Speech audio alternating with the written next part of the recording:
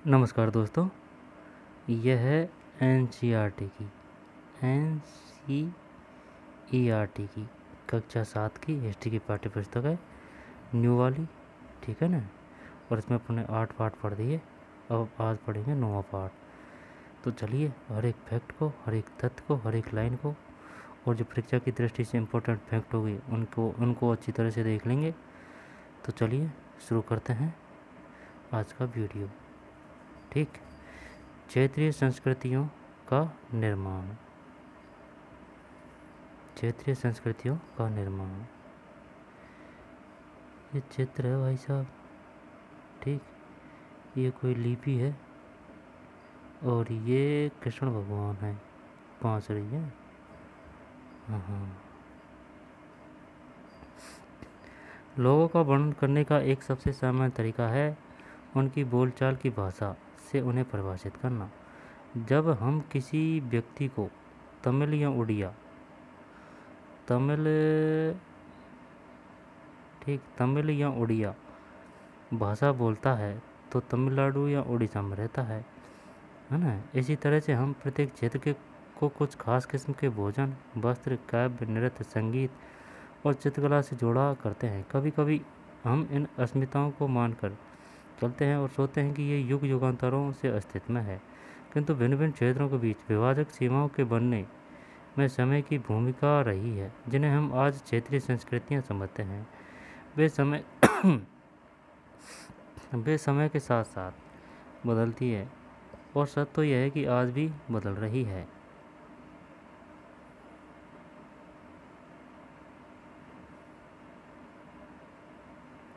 कभी कभी हम इन अस्मिताओं को मानकर चलते हैं और सोचते हैं कि ये युग युगांतरों से अस्तित्व में है, किंतु भिन्न भिन्न क्षेत्रों के बीच विभाजक सीमाओं के बनने में समय की भूमिका रही है, जिन्हें हम आज क्षेत्रीय संस्कृति समझते हैं। वे समय के साथ साथ बदली है, और सच तो यह है कि आज भी बदल रही है।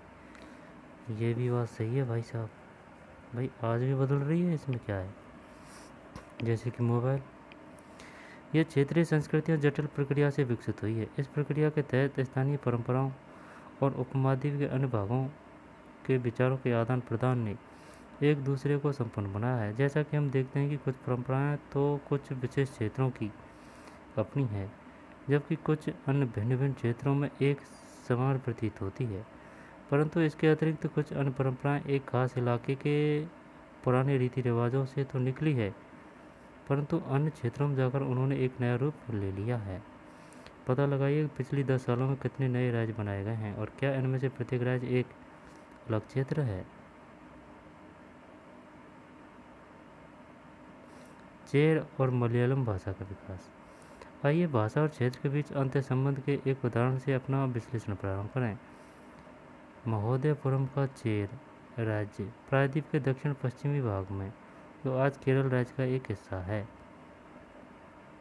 महोदयपुरम का चेर राज्य प्रायद्वीप के दक्षिण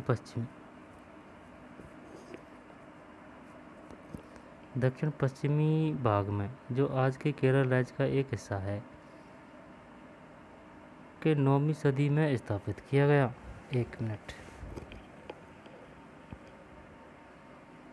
दोबारा से देखते हैं। आइए भाषा और क्षेत्र के बीच अंतर संबंध के एक उदाहरण से अपना विश्लेषण प्रारंभ करें। महोदयपुरम आइए भाषा और क्षेत्र के बीच अंतर संबंध के एक उदाहरण से अपना विश्लेषण प्रारंभ करें। महोदयपुरम का चेर राज्य प्रायद्वीप के दक्षिण पश्चिमी भाग में, जो आज के केरल राज्य का एक हिस्सा है, 9वीं शताब्दी में स्थापित किया गया। संभवतः मलयालम भाषा इस इलाके में बोली जाती थी। शासकों ने मलयालम भाषा एवं लिपि का प्रयोग अपने अभिलेखों में किया। वस्तुतः इस भाषा का प्रयोग उपमहाद्वीप के सरकारी अभिलेखों में किसी क्षेत्रीय भाषा के प्रयोग के सबसे पहले उदाहरणों में से एक है। मलयालम में रचित आरंभिक केरल का एक अभिलेख। मलयालम में रचित आरंभिक केरल का एक अभिलेख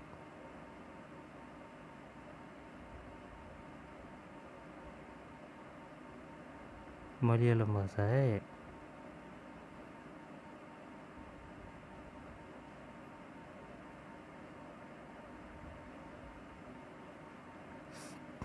साथ साथ चेर लोगों ने संस्कृत की परंपराओं से भी बहुत कुछ ग्रहण किया।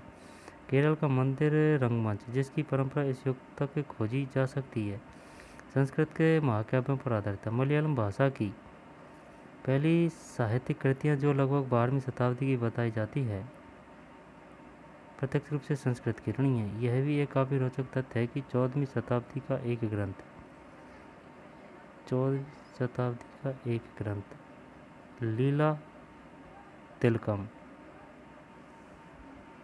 14वीं शताब्दी का एक ग्रंथ लीला तिलकम, जो व्याकरण तथा काव्यशास्त्र का विषय है, मणि प्रवालम शैली में लिखा गया था। एक मिनट। मलयालम भाषा की पहली साहित्यिक कृतियाँ जो लगभग 12वीं शताब्दी की बताई जाती है, प्रत्यक्ष रूप से संस्कृत की ऋणी है।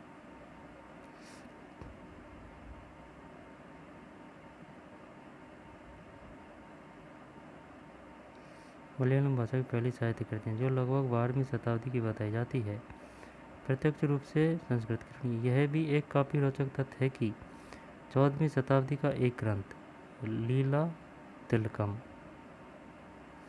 जो व्याकरण तथा काव्यशास्त्र विषयक है, मणि प्रवालम शैली में लिखा गया था।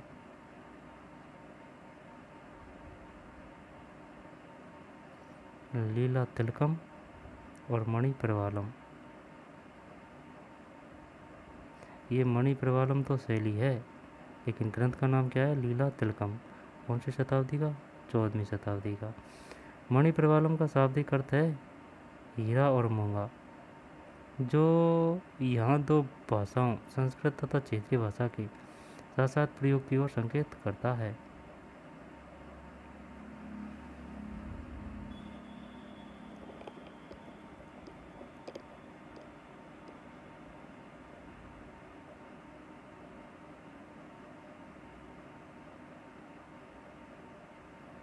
जो है ना, देख ग्रंथ को तो नाम है लीला तिलकम 14वीं शताब्दी को, लेकिन शैली है अब मणि प्रवालम।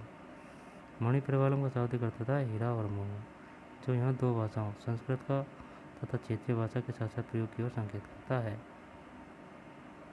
शासक और धार्मिक परंपराएं और जगन्नाथी संप्रदाय।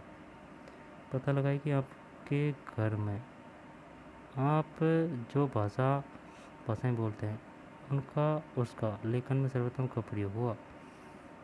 ठीक। बालभद्र, सुभद्रा और जगन्नाथ की लघु मूर्तियाँ, तालपत्र की पांडुलिपि, उड़ीसा।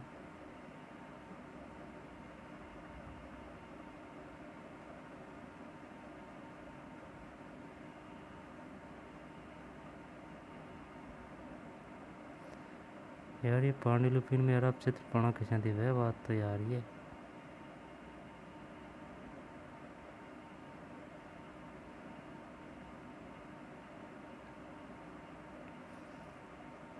बालभद्र है ना, सुभद्रा और जगन्नाथ। ये बालभद्र है, ये सुभद्रा है और ये जगन्नाथ है।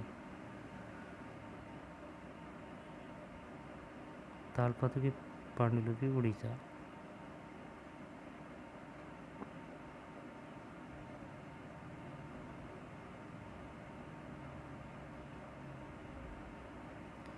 अब चलते हैं यहाँ से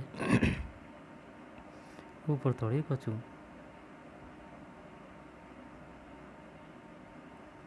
भाषा व शासक, धार्मिक परंपराएं और जगन्नाथी संप्रदाय।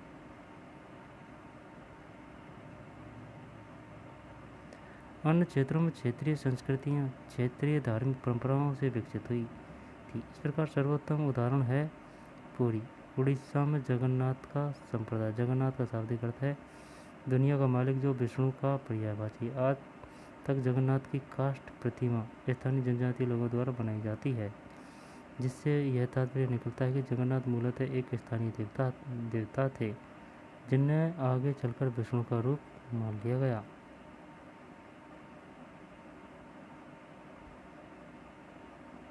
ठीक।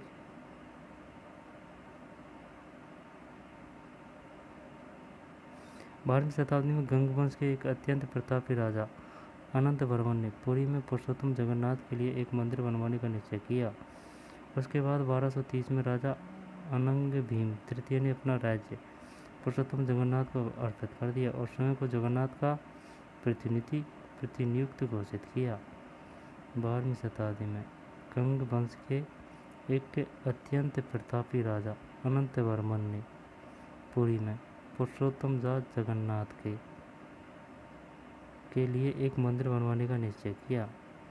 गंग वंश के राजा का नाम अनंत वर्मन ने पुरी में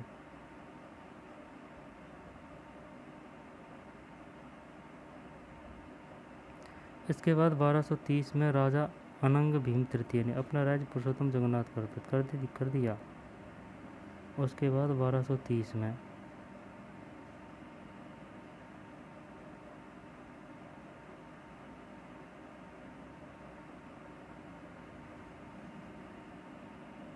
और स्वयं को जगन्नाथ का प्रतिनिधि नियुक्त घोषित किया।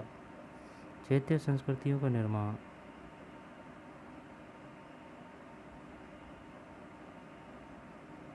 वही वह जगन्नाथ का पुरी मंदिर बनाया हो ने वह कौन ने बनाया हो, गंग वंश से संबंधित हो और राजा का नाम हो अनंत वर्मन।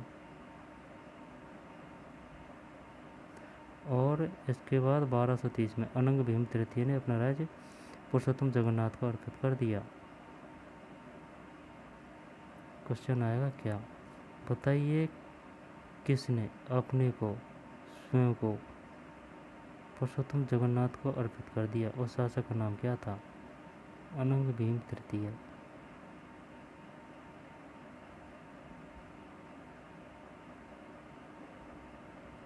जगन्नाथ मंदिर पुरी ये है भाई।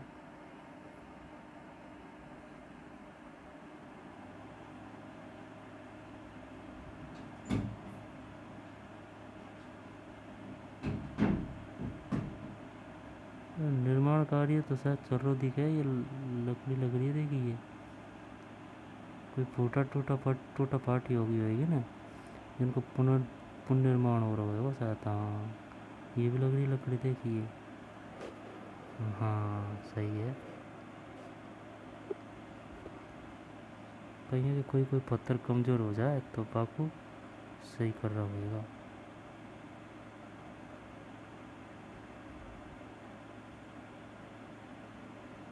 जो इस मंदिर को तीर्थ स्थल यानी तीर्थ यात्रा के केंद्र के रूप में महत्व प्राप्त होता गया, सामाजिक तथा राजनीतिक मामलों में भी इसकी सत्ता बढ़ती गई।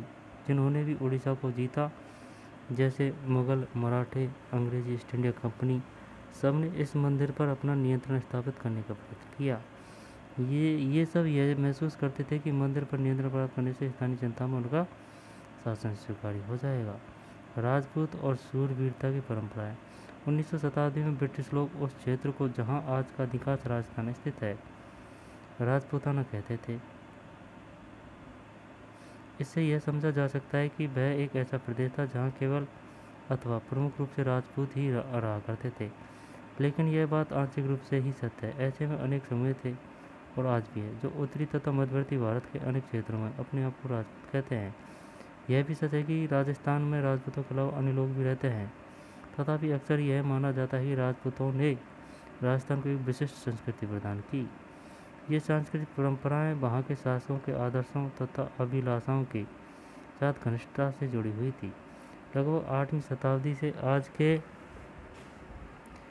राजस्थान के अधिकांश भाग पर विभिन्न परिवारों के राजपूत राजाओं का शासन रहा। पृथ्वीराज अध्याय एक ऐसा ही शासक था। ये शासक ऐसे सूरवीरों के आदर्शों को अपने हृदय में सजोए रखते थे, जिन्होंने रण क्षेत्र में बहादुरी से लड़ते हुए अक्सर मृत्यु का वर्ण किया मगर पीठ नहीं दिखाई। राजपूत शूरवीरों। बीकानेर के राजकुमार राज सिंह।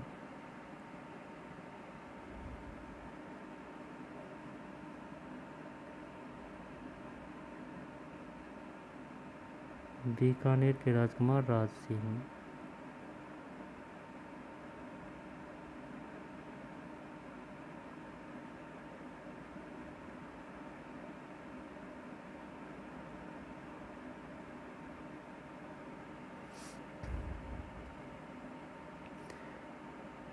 ठीक, राजपूत शूरवीरों की कहानियाँ काव्य एवं गीतों में सुरक्षित है। ये विशेष रूप से प्रशिक्षित चारण भाटों द्वारा गाई जाती थी। ये काव्य एवं गीत ऐसे सूरवीरों की स्मृति को सुरक्षित रखते हैं और उनसे यह आशा की जाती है कि वे अन्य जनों को उन्हीं सूरवीरों का अनुसरण करने के लिए प्रेरित एवं प्रोत्साहित करेंगे। साधारण जन भी इन कहानियों से आकर्षित होते थे। इन कहानियों में अक्सर नाटकीय स्थितियाँ और स्वामी भक्ति, मित्रता, प्रेम, शौर्य, क्रोध आदि प्रबल संवेगों का चित्रण होता था। कहाँ स्त्रियों को भी इन कहानियों में स्थान प्राप्त क्या स्त्रियों को भी इन कहानियों में स्थान प्राप्त था? जी हाँ, कभी कभी वे झगड़े के कारण के रूप में विद्वान हैं, जब पुरुष स्त्रियों को जीतने के लिए अथवा उनकी रक्षा के लिए आपस में लड़ते थे। कहीं कहीं यह भी चित्रित किया गया कि स्त्रियाँ अपने शूरवीर पतियों का जीवन मरण दोनों में अनुसरण करती थी। सती प्रथा यानी विधवाओं द्वारा अपने मृतक पतियों की चिता पर जिंदा जल जाने की प्रथा का भी कुछ कहानियों में उल्लेख पाया जाता है।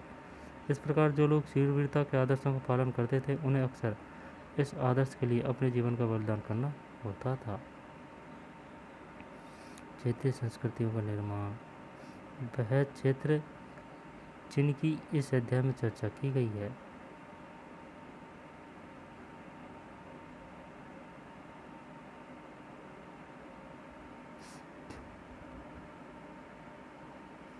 केरल, उड़ीसा भुवनेश्वर, पुरी, ये पुरी जगन्नाथपुरी का। पश्चिम बंगाल कलकत्ता और अवध है ना, चित्तौड़गढ़, मेवाड़, जोधपुर राजस्थान, बीकानेर, जयपुर, अजमेर। पंजाब, हरियाणा, दिल्ली, हिमाचल प्रदेश, शिमला। बांकुरा है, बांकुरा।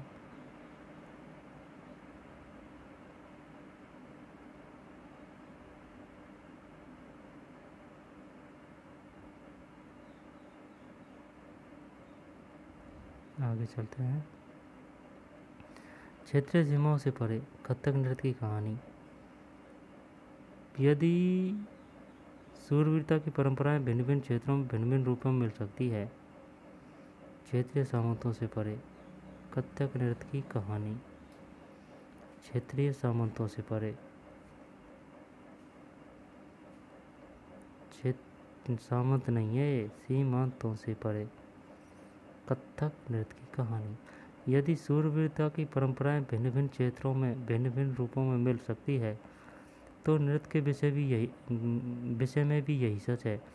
आइए नृत्य के एक रूप कथक के इतिहास को देखें। यह नृत्य शैली उत्तर भारत के अनेक भागों में जुड़ी है। उत्तर भारत। कथक शब्द कथा शब्द से निकला है, जिसका प्रयोग संस्कृत तथा अन्य भाषा में कहानी के लिए किया जाता है। कथक मूल रूप से उत्तर भारत के मंदिरों में कथा यानी कहानी सुनाने वालों की एक जाति थी। कथा यानी कहानी सुनाने वालों की एक जाति थी। अच्छा, कथक यही पता नहीं है अपन को। तो भाई साहब, कथक पहला मूल रूप से उत्तर भारत के मंदिरों में कथा यानी कहानी कहने वालों की एक जाति थी। ये कथाकार अपने हाव भाव तथा संगीत से अपने कथा वाचन को अलंकृत किया करते थे। 15वीं तथा 16वीं शताब्दी में भक्ति आंदोलन के प्रसार के साथ कथक एक विशिष्ट नृत्य शैली का रूप धारण करने लगा। राधा कृष्ण के पौराणिक आख्यान कहानियाँ लोकनाट्य के रूप में प्रस्तुत किए जाते थे, जिन्हें रासलीला, देखिए भाई, रासलीला मैंने भी पुराने आख्यान कहानियों लोकनाट्य के रूप में प्रस्तुत किया जाता है, जिन्हें रासलीला कहा जाता है। लेकिन अब बंद होगी ये न्यूराकले, लगभग में ही बंद होगी, क्योंकि मोबाइल इशू आया जिन्हें सब चीज़ बंद कर दी। पहले रासलीला आ गई ना भाई गाँव में, अरे भाई साहब त्यौहार को से माहौल हो जावे हो। रासलीला में लोक नृत्य के साथ कथक के कथाकार के मूल हाव भाव भी जुड़े होते थे। मुगल बादशाह और उनके अभिजातों के शासनकाल में कथक नृत्य राज दरबार में प्रस्तुत किया जाता था, जहां इस नृत्य ने अपने वर्तमान अभिलक्षण अर्जित किए और वह एक विशिष्ट नृत्य शैली के रूप में विकसित हो गया। आगे चलकर यह दो परंपराओं अर्थात घरानों में फला फूला। राजस्थान, जयपुर के राज दरबारों में और लखनऊ में अवध के अंतिम नवाब वाजिद अली शाह के संरक्षण में यह एक प्रमुख कला रूप में उभरा। राजस्थान के जयपुर राज दरबारों में और लखनऊ में अवध के अंतिम नवाब बाजीद अली शाह के संरक्षण में यह एक प्रमुख कला रूप में उभरा। 1580 से 1575 नहीं 1850 से 1875 के दौरान यह नृत्य शैली के रूप में इन दो क्षेत्रों में ही नहीं, ठीक है ना, 1850 से 1850, बल्कि आज के पंजाब, हरियाणा, जम्मू कश्मीर, बिहार तथा मध्य प्रदेश के निकटवर्ती इलाकों में भी पक्के तौर पर संस्थापित हो गया। इसकी प्रस्तुति में क्लिष्ट यानी कि कठिन तथा द्रुत पद यानी कि पैर संचालन, उत्तम वेशभूषा तथा कहानियों के प्रस्तुतिकरण एवं अभिनय पर जोर दिया जाने लगा। अनेक अन्य सांस्कृतिक गतिविधियों की तरह कथक को भी 19वीं तथा 20वीं शताब्दी में अधिकांश ब्रिटिश प्रशासकों ने नापसंद किया। फिर भी यह जीवित बचा रहा और गणिकाओं द्वारा पेश किया जाता रहा। स्वतंत्रता प्राप्ति के बाद तो देश में इसे 6 शास्त्रीय नृत्य रूपों में मान्यता मिल गई। ठीक है भाई, हमारे अतीत यह है ना, ये दिख रहा है अपन को, नृत्य की कक्षा लक्षण मंदिर खजुराहो, ये कथक नृत्य की में है, ये डिजाइन में कथक नृत्य।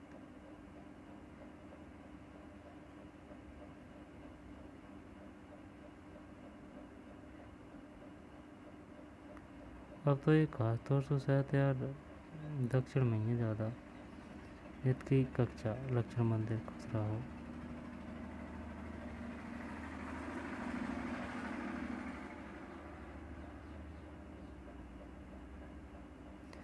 पता लगाएं कि क्या आपके नगर गांव में सूरवीरों या वीरांगनाओं की परंपरा रही है। यदि हाँ तो वे परंपराएं राजपूतों के वीरतापूर्ण आदर्शों से कितनी समान या भिन्न है।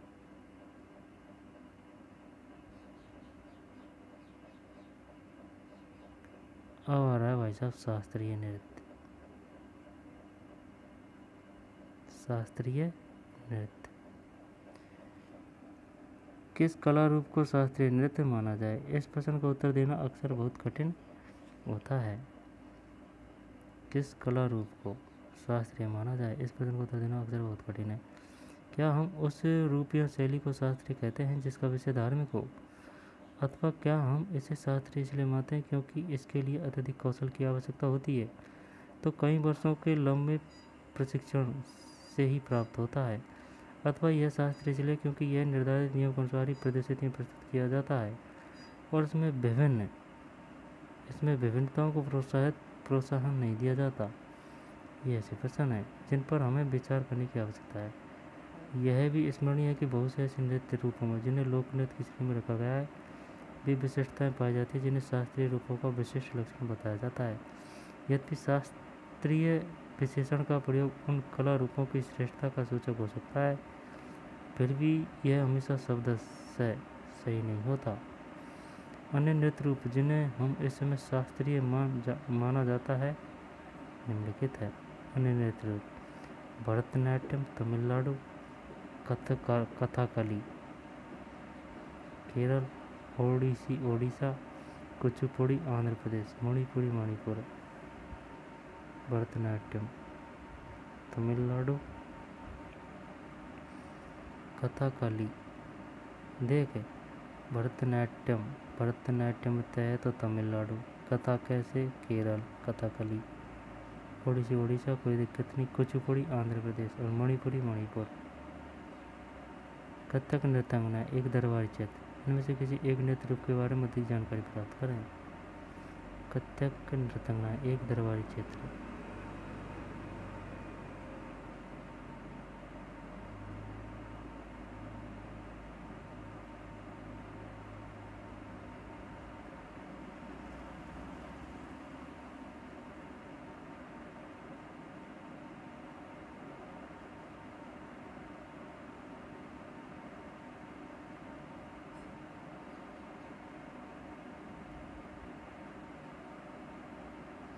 संरक्षकों के लिए चित्रकला लघु चित्रों की परंपरा एक अन्य परंपरा जो कई रीतियों से विकसित हुई वह भी लघु चित्रों की परंपरा। लघु चित्र जैसा कि उनके नाम से पता चलता है छोटे आकार के चित्र होते हैं जिन्हें आमतौर पर जल रंगों से कपड़े या कागज पर चित्रित किया जाता है। प्राचीनतम लघु चित्र तालपत्रों पर लकड़ी की तख्तियों पर चित्रित किए गए थे। इनमें सर्वाधिक सुंदर चित्र जो पश्चिम भारत में पाए गए जैन ग्रंथों को सचित्र बनाने के लिए प्रयोग किए गए थे।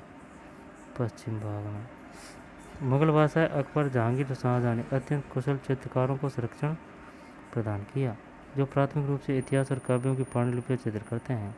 ये पांडुलिपियां आमतौर पर चटक रंगों से चित्रित की जाती थी और उनके दरबार के दृश्य, लड़ाई तथा शिकार के दृश्य और सामाजिक जीवन के अन्य पहलू चित्रित किए जाते थे। अक्सर उपहार के तौर पर इन चित्रों का आदान प्रदान किया जाता था और ये कुछ गिने चुने लोगों, बादशाह और उनके घनिष्ठ जनों द्वारा ही देखे जा सकते थे। मुगल साम्राज्य के पतन के बाद अनेक चित्रकार मुगल दरबार छोड़कर नए होने वाले क्षेत्रीय राज्यों, अध्याय 10 भी देखें, के दरबारों में चले गए। परिणामस्वरूप मुगलों की कलात्मक रुचियों ने दक्षिण के क्षेत्रीय दरबारों और राजस्थान के राजपूती राज दरबारों को प्रभावित किया, लेकिन इसके साथ ही उन्होंने अपनी विशेषताओं को सुरक्षित रखा और उनका विकास भी किया। मुगल उदाहरणों का अनुसरण करते हुए शासकों तथा उनके दरबारियों के दृश्य चित्रित किए जाने लगे। इनके साथ साथ मेवाड़, जोधपुर, बूंदी, कोटा, किशनगढ़,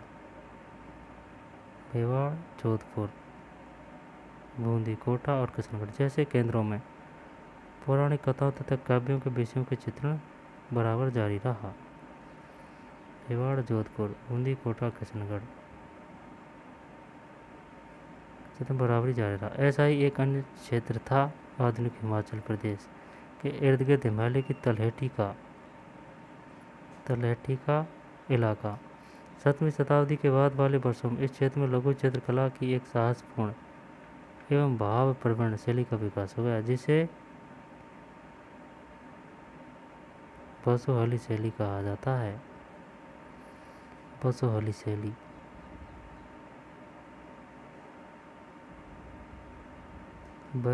शैली यहाँ जो सबसे लोकप्रिय पुस्तक चित्रित की गई वह थी भानुदत्त की रसमंजरी। 1739 में नादिर शाह के आक्रमण और दिल्ली विजय के परिणामस्वरूप मुगल कलाकार और मैदानी इलाकों की अनियमितताओं से बचने के लिए पहाड़ी क्षेत्रों की ओर पलायन कर गए, जो बसोहली शैली कहा गया है। लघु चित्रकला की एक साहसपूर्ण एवं भावपूर्ण शैली का विकास। बसोहली शैली, भानुदत्त की रसमंजरी।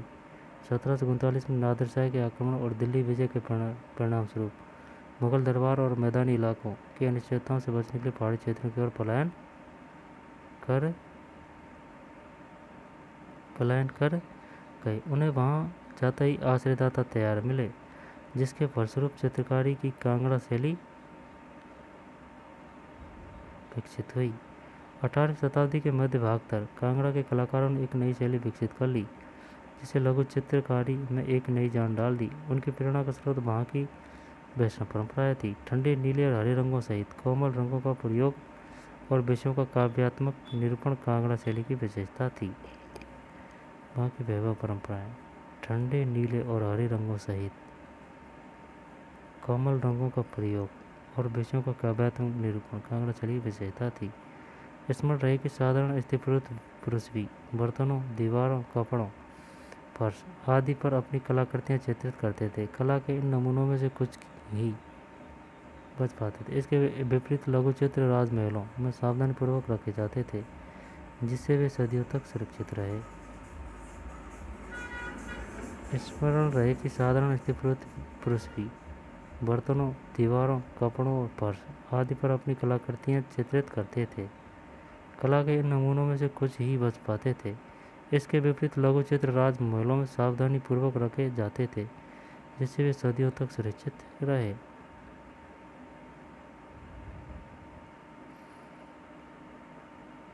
कृष्ण राधा और उसकी सखियां, पहाड़ी लघु चित्र कांगड़ा। शानदार चित्र है भाई साहब।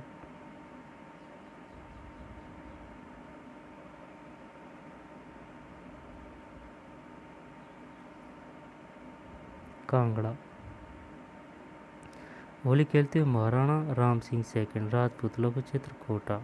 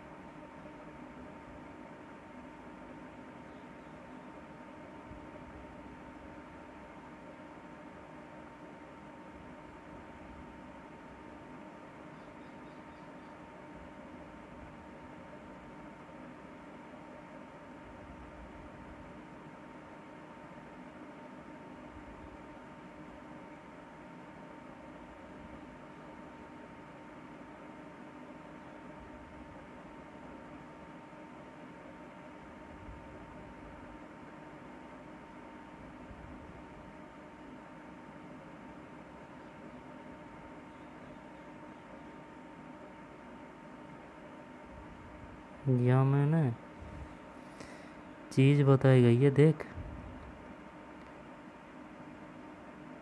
एकदम बंदूक है और अंग्रेज भी है ना।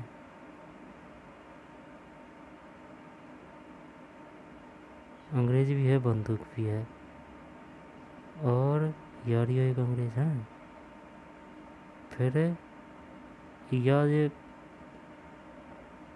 दिया जा रहा हो ना वहाँ कहीं या सिस्टम या को, जैसे कि आप पिचकारी को दे में ना यार, आप बड़ी पिचकारी है ये हाथी पे महाराजन ले रखी है, तो बाँ में प्रेशर जा रहा हो देखिए।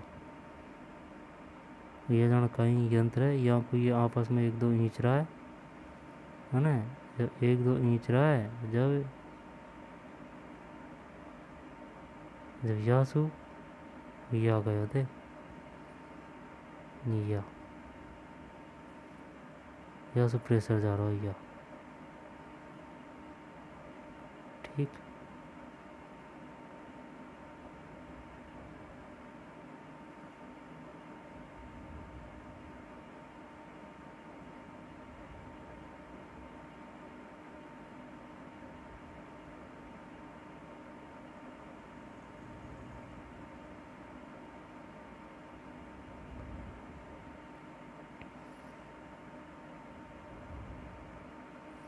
शिकार के दौरान आराम करते हुए अकबर मुगल लघु चित्र।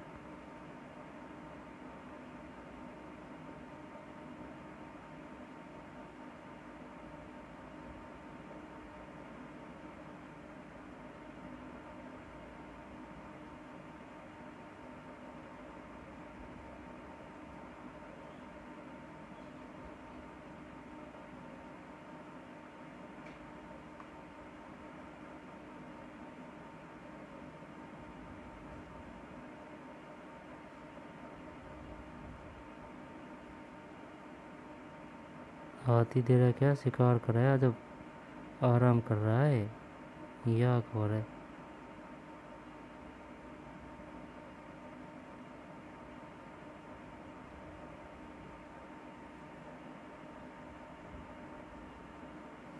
ठीक।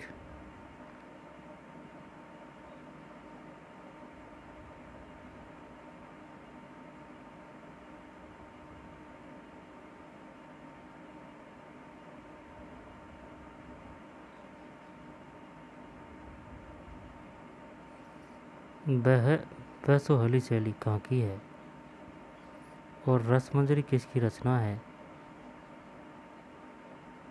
रसमंजरी भानुदत्त 1739 में।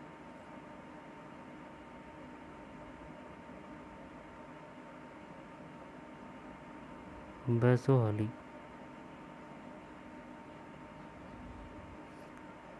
हिमाचल प्रदेश के देश हिमालय की तलहटी का इलाका। 17वीं शताब्दी के बाद वाले वर्षों में इस क्षेत्र में लघु चित्रकला की एक शास्त्रों में भावपूर्ण शैली का विकास हो गया जिसे वैसोहली ठीक और भानुदत्त की रसमंजरी 1739।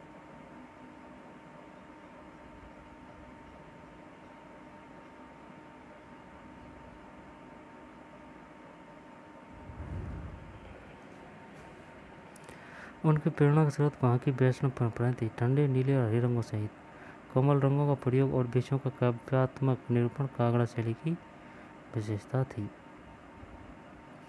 उनकी वैष्णव परंपराएं ठंडे नीले हरे रंगों सहित कोमल रंगों का प्रयोग और विषयों काव्यात्मक निरूपण कांगड़ा शैली की विशेषता थी। अब आ जाइए बंगाल नदी से एक नज़र। सबसे पहले बंगाली रामायण के तालपत्र की पांडुलिपि का एक पृष्ठ है। सबसे पहली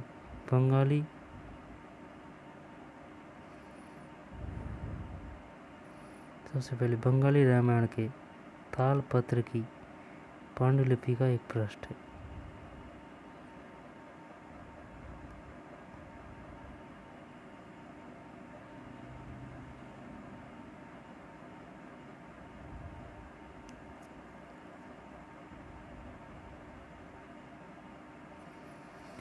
बंगाल नदी से एक नज़र। ठीक, इस पे आइए।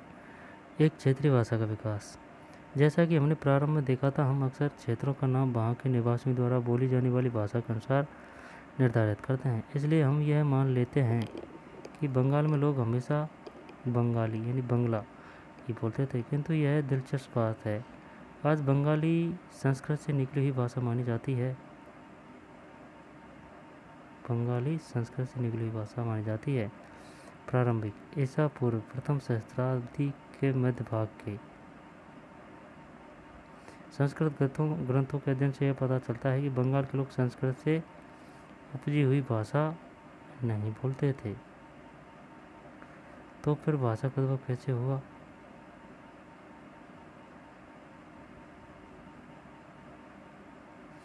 ईसा पूर्व चौथी और तीसरी शताब्दी से बंगाल और मगध दक्षिण बिहार के बीच वाणिज्यिक संबंध स्थापित होने लगे, जिसके कारण संभवतः संस्कृत का प्रभाव बढ़ता गया होगा।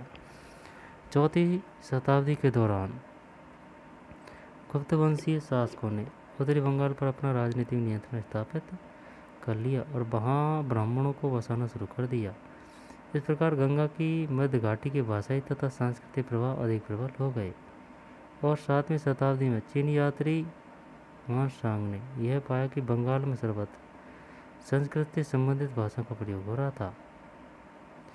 इस प्रकार गंगा की मध्य घाटी के भाषाई तथा सांस्कृतिक प्रभाव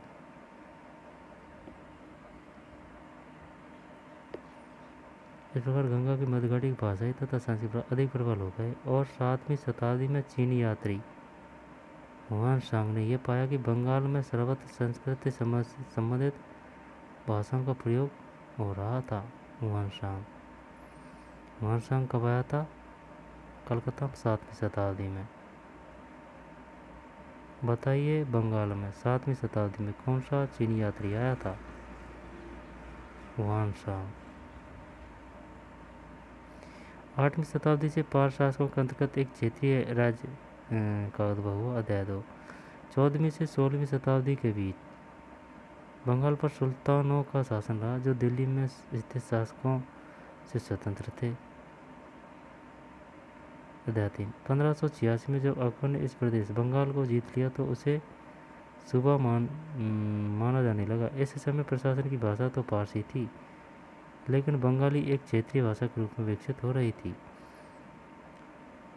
वस्तुतः 15वीं शताब्दी तक आते आते उपभाषाओं तथा बोलियों का बंगाली समूह एक सामान्य साहित्यिक भाषा के द्वारा एकबद्ध हो गया। यह साहित्यिक भाषा उस क्षेत्र के पश्चिमी भाग की बोलचाल की भाषा थी, जिससे अब पश्चिमी बंगाल कहा जाता है। पश्चिमी बंगाली का उद्भव संस्कृत से ही हुआ है। एक साहित्यिक भाषा उस क्षेत्र की पश्चिमी भाषा की बोलचाल की भाषा थी, जिसे अब पश्चिमी बंगाल कहा जाता है।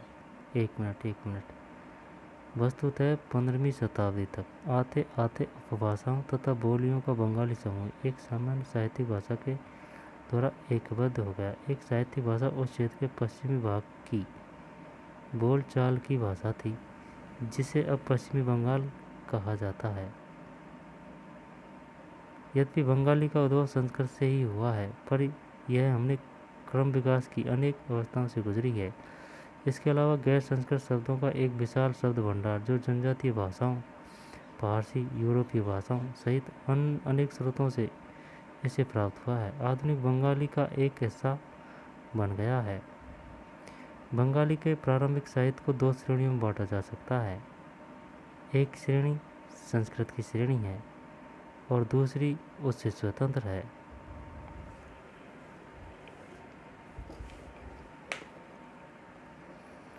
पहली श्रेणी में संस्कृत महाकाव्यों के अनुवाद,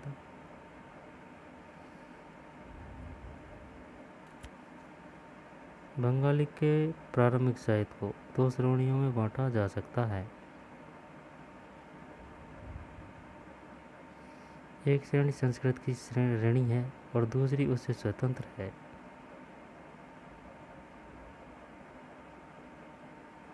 पहली श्रेणी में संस्कृत महाकाव्यों के अनुवाद, मंगल काव्य, शाब्दिक अर्थों में शुभ यानी मांगलिक काव्य जो स्थानीय देवी देवताओं से संबंधित है, ठीक है, और भक्ति साहित्य जैसे गौड़ीय वैष्णव आंदोलन के नेता श्री चैतन्य देव की जीवनी अध्याय आदि शामिल है मंगल काव्य में, ठीक। दूसरी श्रेणी में नाथ साहित्य शामिल है जिसे मेनामती गोपीचंद के गीत, मेनामती गोपीचंद के गीत, धर्म ठाकुर की पूजा संबंधित कहानियाँ, परी कथाएं, लोक कथाएं और कथा गीत। मेनामती गोपीचंद के गीत, धर्म ठाकुर की पूजा संबंधित कहानियाँ, परी कथाएं, लोक कथाएं और गाथा गीत। यह बात तो है, लेकिन भाई दो श्रेणियाँ, जब एक श्रेणी में तो ये है, तो एक तो है संस्कृत श्रेणी और दूसरी उससे स्वतंत्र, जब यह संस्कृत श्रेणी है और दूसरी श्रेणी नाथ साहित्य शामिल है जिसे मेनामती गोपीचंद के गीत, धर्म ठाकुर की पूजा समेत कहानियाँ, परी कथाएं, लोक कथाएं और गाथा गीत। पहली श्रेणी के ग्रंथों का काल निर्णय करना अपेक्षाकृत सरल है क्योंकि ऐसी अनेक पांडुलिपियाँ पाई है जिनमें यह इंगित किया गया है कि इनकी रचना 15वीं शताब्दी के उत्तरार्ध और 18वीं शताब्दी के मध्य भाग के बीच की गई थी और दूसरी श्रेणी की कृतियाँ मौखिक रूप से कहीं सुनी जाती थी, इसलिए उनका काल निर्धारण सही नहीं किया जा सकता। वे खासतौर पर पूर्वी बंगाल में लोकप्रिय थी जहाँ ब्राह्मणों का प्रभाव अपेक्षाकृत कम था।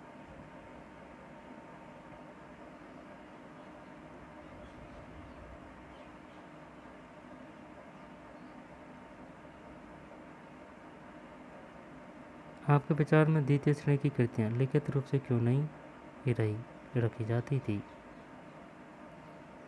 ठीक। मेनामती गोपीचंद और धर्म ठाकुर नाथ लोग सन्यासी होते थे और तरह तरह की योगिक क्रियाएं करते थे। यह गीत विशेष जो अक्सर अभिनीत किया जाता है यह बताता है कि रानी मेनामती ने अपने पुत्र गोपीचंद को अनेक बाधाओं के समक्ष संन्यास का मार्ग अपनाने को किस प्रकार प्रोत्साहित किया था। धर्म ठाकुर एक क्षेत्रीय लोकप्रिय देव है जिनकी पूजा अक्सर एक पत्थर या काठ की मूर्ति के रूप में की जाती है।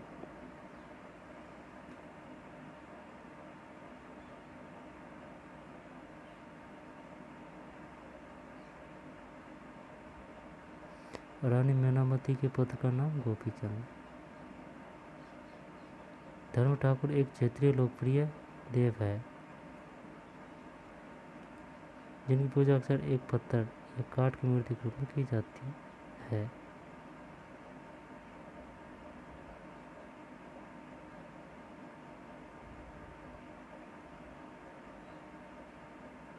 अब है पीर और मंदिर, ठीक। पीर और मंदिर 16वीं शताब्दी में लोगों ने बड़ी संख्या में पश्चिम बंगाल के कम उपजाऊ क्षेत्रों को छोड़कर दक्षिण पूर्वी बंगाल के जंगली तथा दलदली इलाकों में प्रवास करना शुरू कर दिया, ठीक। जो वे पूर्व की ओर बढ़ते गए वे जंगलों को साफ करके भूमि में धान की खेती करने लगे।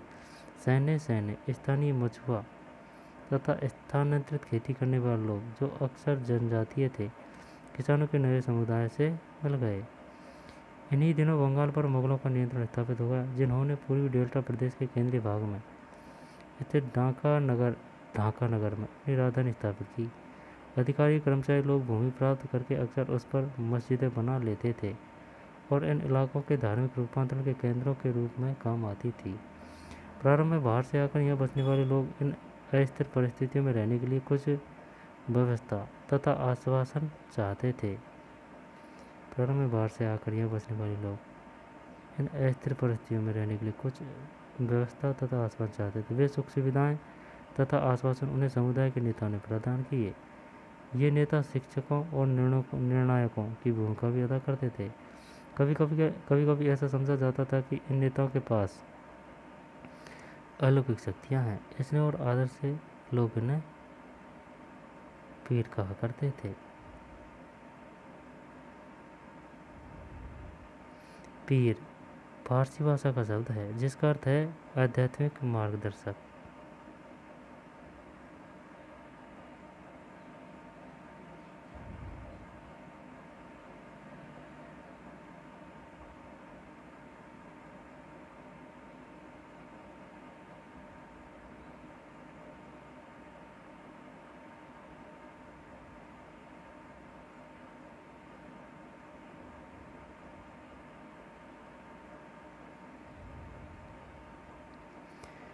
इस पीर श्रेणी में संत या सूफी और अन्य धार्मिक महानुभाव, साहसी उपनिवेशी है ना, देवत्व प्राप्त सैनिक एवं योद्धा, विभिन्न हिंदू व बौद्ध देवी देवता और यहाँ तक कि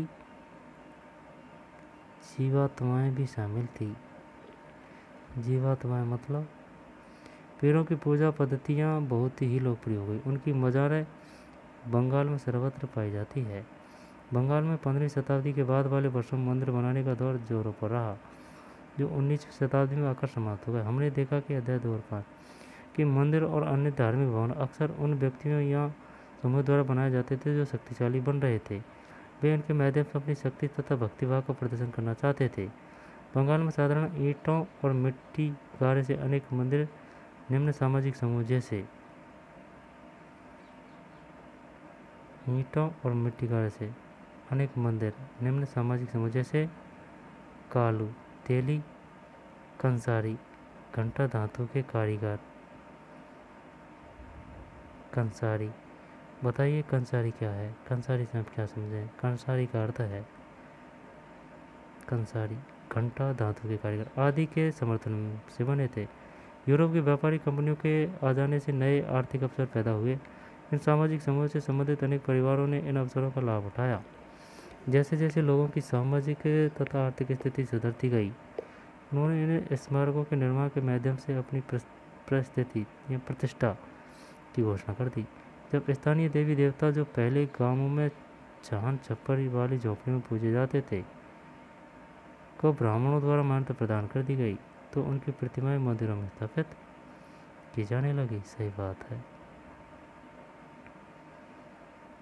चैत्य संस्कृतियों का निर्माण। एक दो चाला छप्परदान झोपड़ी, एक दो चाला मंदिर। दो चाला मतलब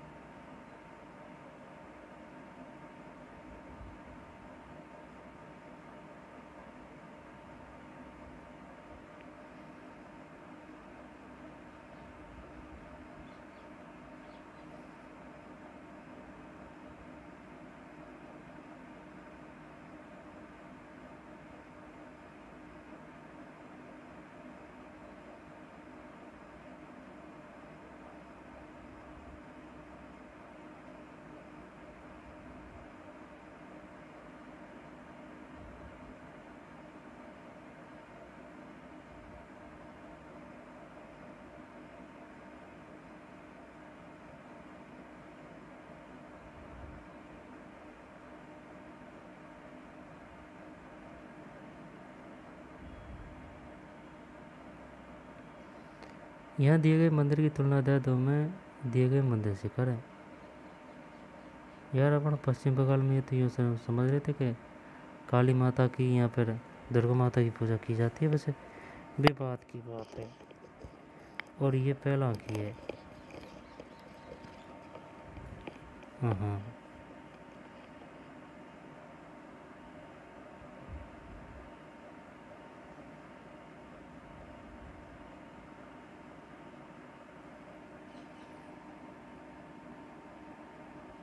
अलग बनावट है यार इनमें यार, है ना। हाँ अलग बनावट है, अलग डिजाइन है। देखिए कम्बाई की चाय, देखिए कम्बाई की चाय, खिड़की विड़की को नहीं कुछ ही।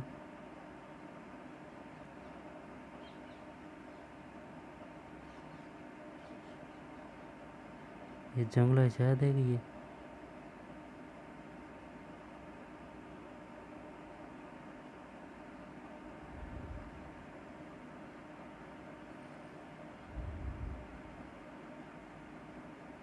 गोपियों के साथ कृष्ण श्यामपुर मंदिर से पक्की मिट्टी की एक पटिया, विष्णुपुर।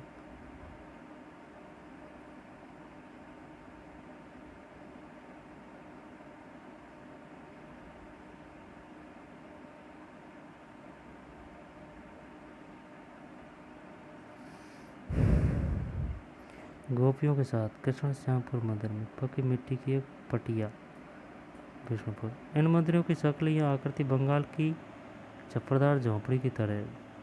दो चाला, दो चाला का मतलब होता है दो चतो, ये आएगा भाई साहब 100% क्वेश्चन आ जाएगा ये कि दो चाला। बताइए दो चाला से आप क्या समझते हैं, या दो चाला का अर्थ है दो छतों वाली, या चौचाला चार छतों वाली होती थी। 5 अध्याय में वर्णित बंगाली गुम्बद को याद करें। इसके कारण मंदिरों की स्थापित कला में विशिष्ट बंगाली शैली का प्रादुर्भाव हुआ। अपेक्षाकृत अधिक जटिल चौचाला यानी चार छतों वाली ढांचे में 4 त्रिकोणीय छतें या दीवारें रखी जाती थी। चौचाला, इसको देखेंगे यार, है ना, इसका फोटो ले ले।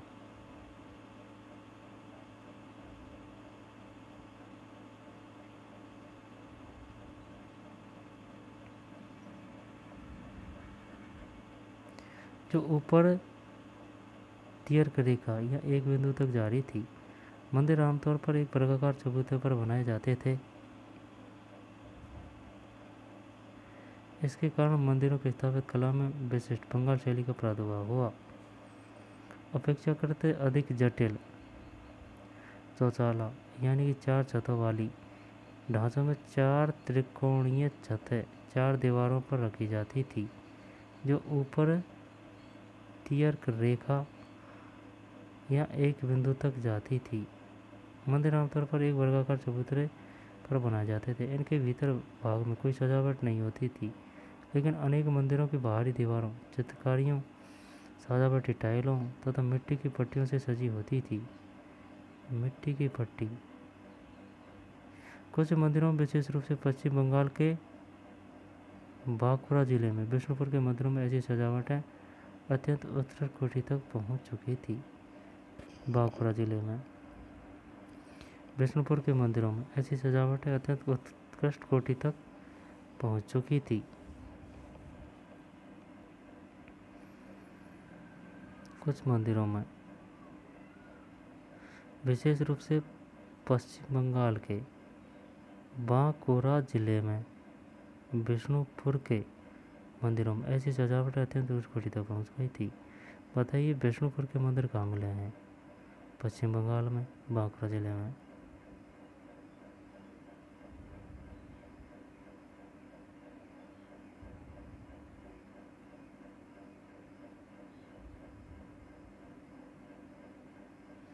मछली भोजन के रूप में, ठीक,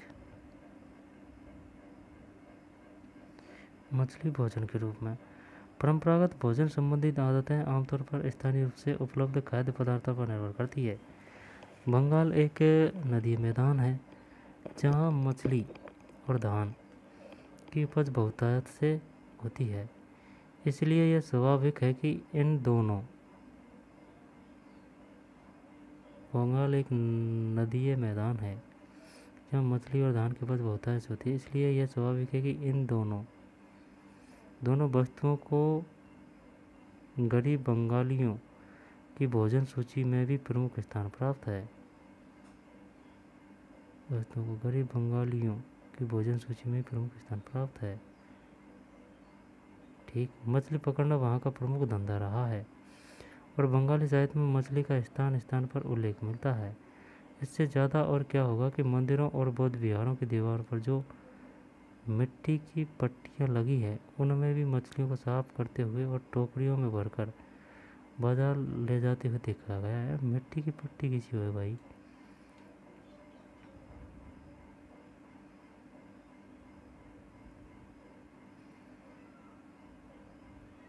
ब्राह्मणों की सामिस घरेलू उपयोग के लिए मछली तैयार करते हुए विशालक्ष्मी मंदिर से पकी मिट्टी का एक फलक आराम। पकी मिट्टी का है।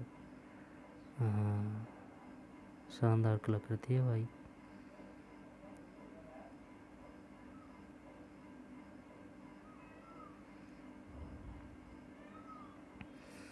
मतलब 1 मिनट है ना, कहाँ थे आप भैया। इससे ज़्यादा और क्या होगा कि मंदिरों और बौद्ध विहार की दीवार पर जो मिट्टी की पट्टी लगी है उन्हें भी मछलियों को साफ करते हुए और टोकरियों पर भरकर बाजार में ले जाते हुए दर्शाया गया है। ब्राह्मणों की सामस भोजन करने की अनुमति नहीं थी। ब्राह्मणों को सामस भोजन करने की अनुमति नहीं थी। सामस का मतलब यहाँ है मांसाहारी। लेकिन स्थानीय आहार में मछली की लोकप्रियता को देखते हुए ब्राह्मण धर्म के विशेषज्ञों ने बंगाली ब्राह्मणों के लिए इस निषेध में ढील दे दी, अलाउ कर दी भाई। ब्राह्मण धर्म पुराण जो बंगाल में रचित 13वीं शताब्दी का संस्कृत है। बृहधर्म पुराण जो बंगाल में रचित 13वीं शताब्दी का संस्कृत ग्रंथ है। बृहधर्म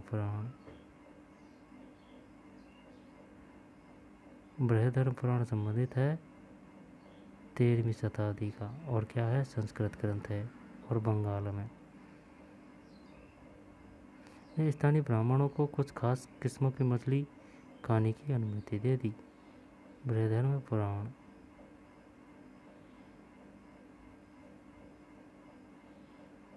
घरेलू उपयोग के लिए मछली तैयार करते हुए विशाल लक्ष्मी मंदिर से पकी मिट्टी का एक फलक आरामबाग।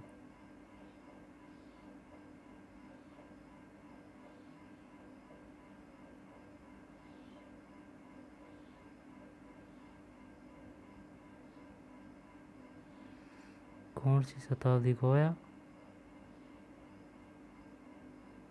यार, सन तो नहीं है।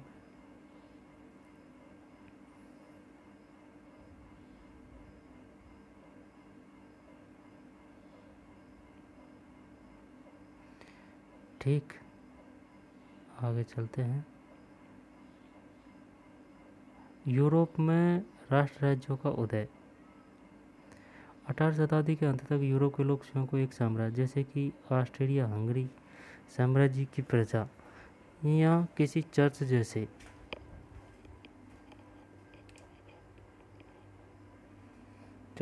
यूनानी है रूढ़िवादी चर्च के सदस्य मानते थे। परंतु 18वीं शताब्दी के अंतिम दशकों में लोग स्वयं को एक ऐसे समुदाय के सदस्य के रूप में भी पहचानने लगे जो एक भाषा। एक मिनट।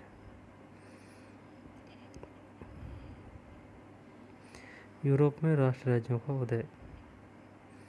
18वीं शताब्दी के अंत तक यूरोप के लोग स्वयं को एक साम्राज्य जैसे कि ऑस्ट्रिया हंगरी साम्राज्य की प्रजा या किसी चर्च जैसे यूनानी रूढ़िवादी चर्च के सदस्य मानते थे।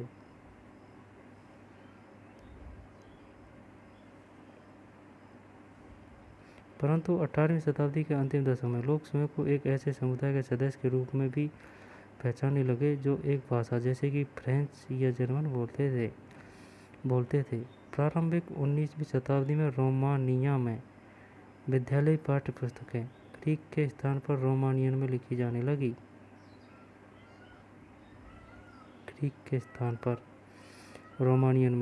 लगी। और हंगरी में लैटिन के स्थान पर हंगरियन को राजभाषा के रूप में अपनाया गया। यह और इस प्रकार की अन्य प्रक्रियाओं ने लोगों को यह बोध कराया कि प्रत्येक भाषी समुदाय एक अलग राष्ट्र था। 19वीं शताब्दी के अंतिम दशक में इटली और जर्मनी के एकीकरण के लिए आंदोलन ने इस भावना को और अधिक बल दिया। ये हो गया अपना पाठ पूरा, ठीक है ना।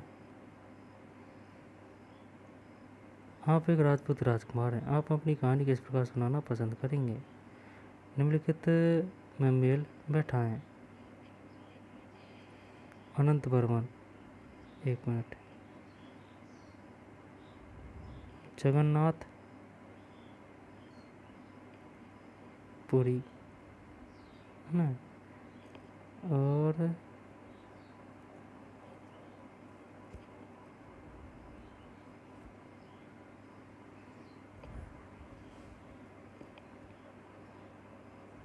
अब लीला तिलकम या महोदयपुरम,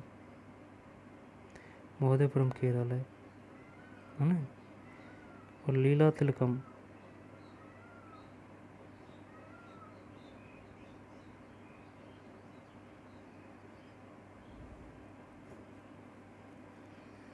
अनंत बर्मन, अनंत बर्मन, अनंत बर्मन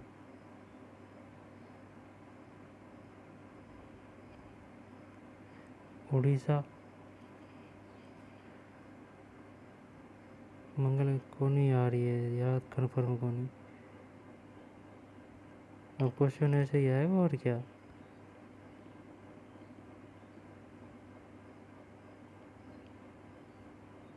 लीला तिलकम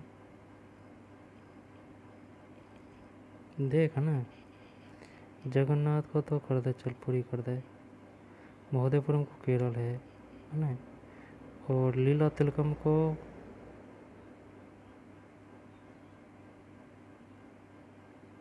मंगल कैप, मंगल कैप, मंगल कैप, मंगल कैप या बंगाल कर दे, है ना, और लघु चित्र, लघु चित्र कांगड़ा कर दे, चल लीला तिलकम देख लूँगा, चल जवाब है। मणिप्रवालम क्या है? इस भाषा में लिखी पुस्तक का नाम बताइए। कथक के प्रमुख संरक्षक कौन थे? बंगाल के मंदिरों की स्थापित कला के महत्वपूर्ण लक्षण क्या है? शास्त्रीय, लघु चित्र, पीर और बोली। कथक के प्रमुख संरक्षक कौन थे? बंगाल के मंदिरों की स्थापित कला के महत्वपूर्ण लक्षण क्या है? चरण भाटों ने सूरवीरों की उपलब्धियों की उद्घोषणा क्यों की? हम जनसाधारण की तुलना में शासकों के सांस्कृतिक रीति रिवाजों के बारे में बहुत अधिक क्यों जानते हैं?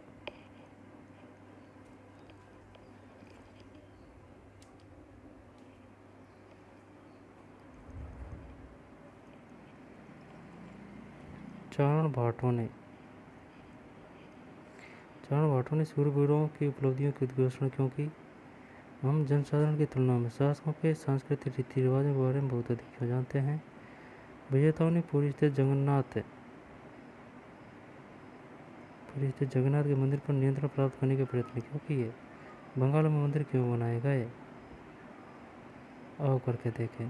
भवनों के प्रदर्शन, कलाओं, चित्रकला के विशेष संदर्भ में अपने क्षेत्र की संस्कृति के सर्वाधिक महत्वपूर्ण लक्षणों विशेषताओं का वर्णन करें। क्या आप बोलने, पढ़ने, लिखने के लिए भिन्न भिन्न भाषाओं का प्रयोग करते हैं? इनमें से किसी एक भाषा की किसी प्रमुख रचना के बारे में पता लगाएं और चर्चा करें कि आप इसे रोचक क्यों पाते हैं।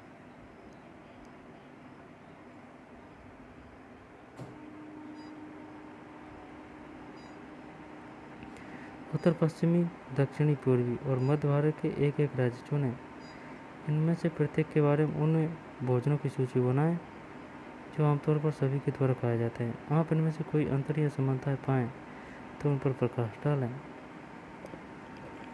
इनमें से प्रत्येक क्षेत्र से 5-5 रुपयों की एक एक खंड सूची, 5-5 राज्यों की एक एक खंड सूची बनाएं और यह बताएं कि प्रत्येक राज्य में महिलाओं तथा पुरुषों द्वारा आमतौर पर कौन से वस्त्र पहने जाते हैं। अपने निष्कर्षों पर चर्चा करें।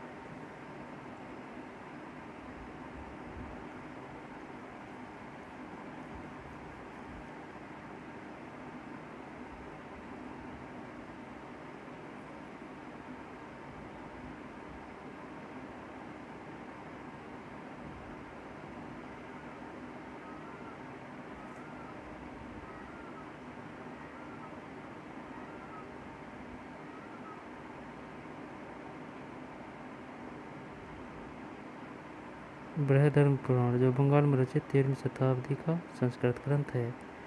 बृहधर्म, या तो नाम से पता चल रहा, कोई दिक्कत को नहीं।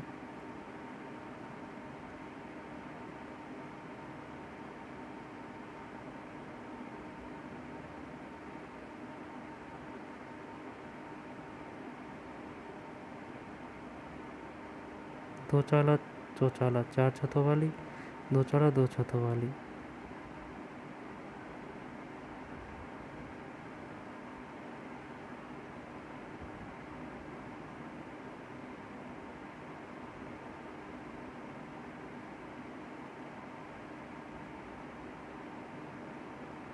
कंसारी, घंटा, धातु के कारीगर।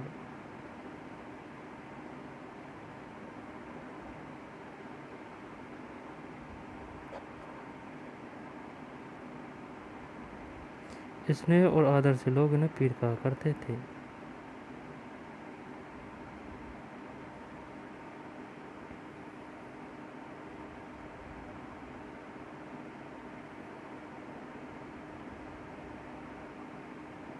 फारसी भाषा का शब्द है जिसका अर्थ है आध्यात्मिक मार्गदर्शक। पीर फारसी भाषा का शब्द है।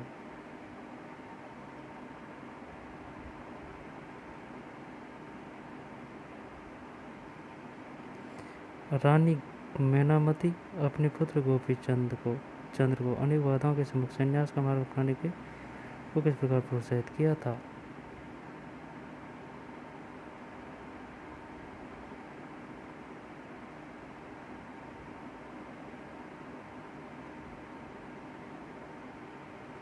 मंगल काव्य शाब्दिक अर्थों में शुभ यानी मांगलिक काव्यों को स्थानीय देवी देवताओं से संबंधित है। बंगाली के प्रारंभिक साहित्य को दो श्रेणियों में बांटा गया। एक तो है श्रेणी संस्कृत श्रेणी और दूसरी उससे स्वतंत्र। पहली श्रेणी में संस्कृत महाकाव्यों का अनुवाद। पहली श्रेणी में संस्कृत महाकाव्यों का अनुवाद मंगल काव्य शाब्दिक अर्थ में शुभ मांगलिक कार्यों को स्थानीय देवी देवताओं से संबंधित। भक्ति साहित्य जैसे कि गौड़ीय वैष्णव आंदोलन के नेता श्री चैतन्य देव की जीवनी है आदि शामिल है। दूसरी श्रेणी में नाथ साहित्य शामिल है। मंगल काव्य है ना, तो यह बंगाली से है। संस्कृत महाकाव्यों का अनुवाद।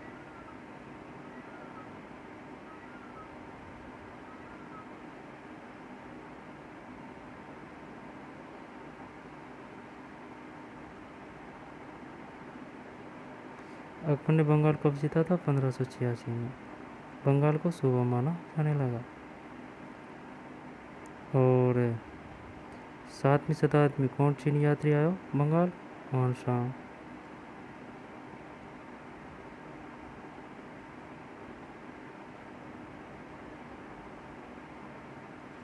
मगध दक्षिण बिहार के बीच वाणिज्य संबंध स्थापित होने लगे थे।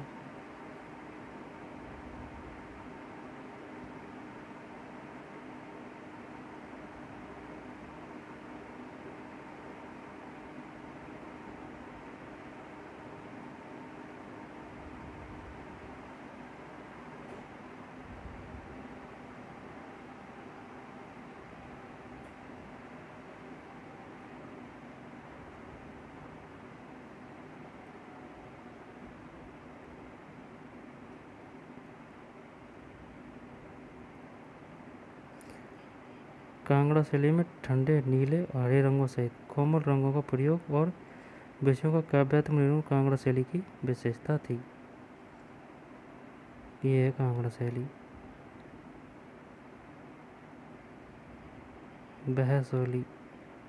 बैसोहली भानुदत्त की रसमंजरी।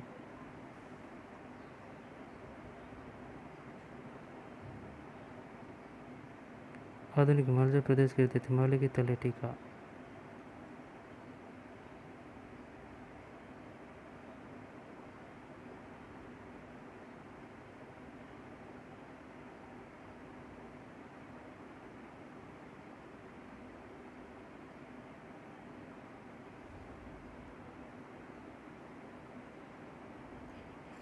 भरतनाट्यम तमिलनाडु, कथकली केरल, ओडिसी उड़ीसा, कुचिपुड़ी आंध्र प्रदेश, मणिपुर।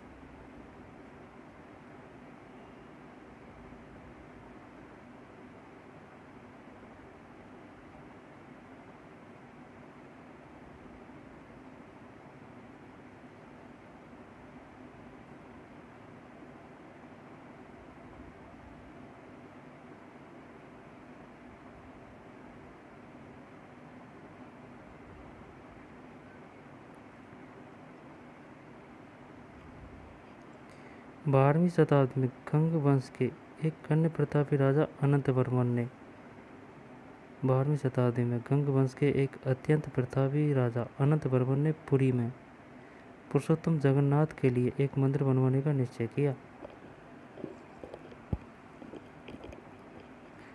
12वीं शताब्दी में गंग वंश के एक अत्यंत प्रतापी राजा अनंत वर्मन ने पुरी में पुरुषोत्तम जगन्नाथ के लिए एक मंदिर बनवाने का निश्चय किया। इसके बाद 1230 में राजा अनंग भीम तृतीय ने अपना राज्य पुरुषोत्तम जगन्नाथ को अर्पित कर दिया और स्वयं को जगन्नाथ प्रतिनियुक्ति घोषित किया।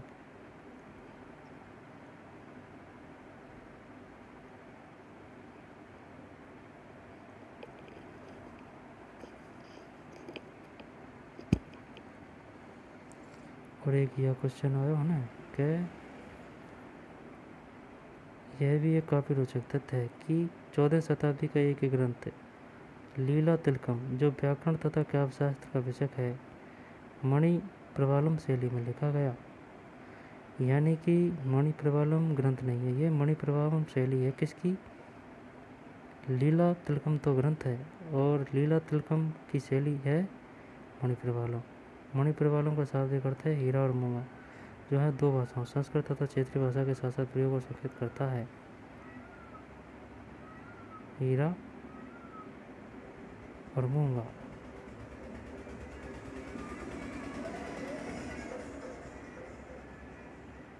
केरल की बात है ना।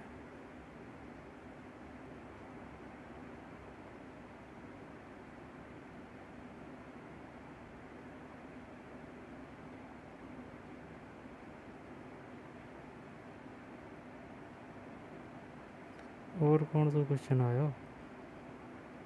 और अब दोबारा से देखते हैं उस क्वेश्चन को। है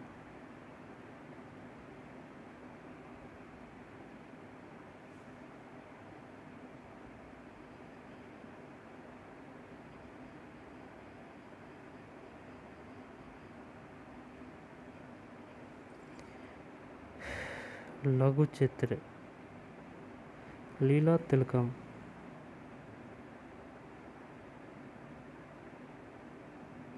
अनंत वर्मन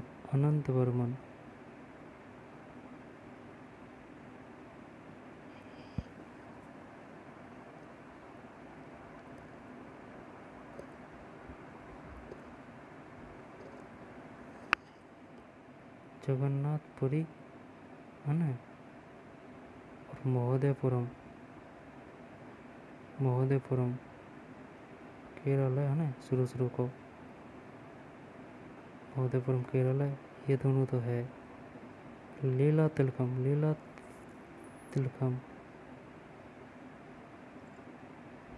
लघु चित्र चल कांगड़ा है। लघु चित्र तो मंगल का भी ये बंगाल का ही है ना, धार्मिक ग्रंथ। और जो एक रहो अनंत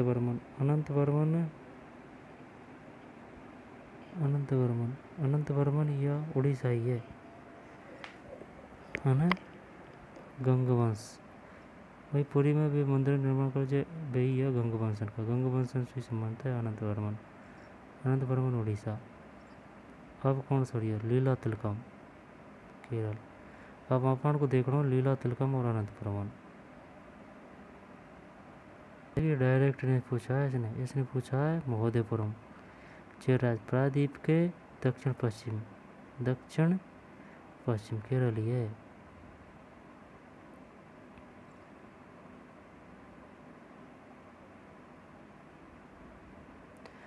और यह भी एक काफ़ी रोचक तथ्य कि 14वीं शताब्दी ग्रंथ लीला तिलकम जो व्याकरण तथा काव्यशास्त्र का विषय है मणि प्रवालम शैली में है।